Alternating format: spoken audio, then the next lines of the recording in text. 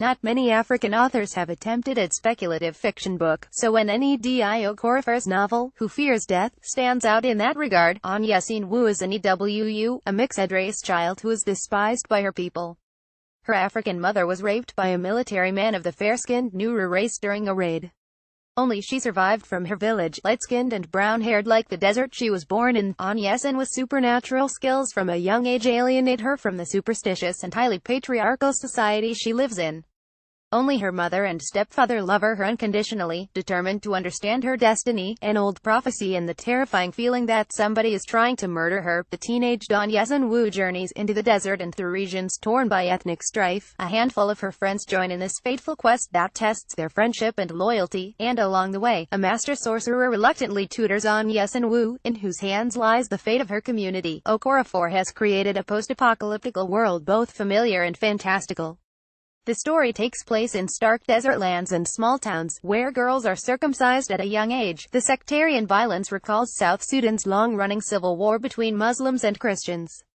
Yet the cast of characters includes mythical creatures, spiritual beings and a herd of friendly free-range camels. This fantasy tale explores the nature of love, patriarchy, rites of passage, race and rape as weapon of war within the rich cultural traditions of Nigeria. The writer has used magic, mythology, super technology and African spirituality to discuss tough social issues facing today's world. And in Nnedi, we have a beautiful and powerful but imperfect protagonist whose explosive temperament sometimes makes you dislike her. At over 400 pages, the narrative meanders in the middle chapters, when Nnedi and friends join a band of free-spirited desert nomads. It remains unclear how and why things came to be in this war-torn country, leaving a gap in the historical background.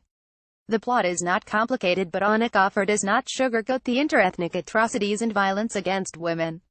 Overall, a perceptive and sometimes unpleasant read, but an engaging story. One might be tempted to compare this book to great fantasy novels of our time, such as Game of Thrones and Lord of the Rings, which are based in medieval Europe and Western mythology.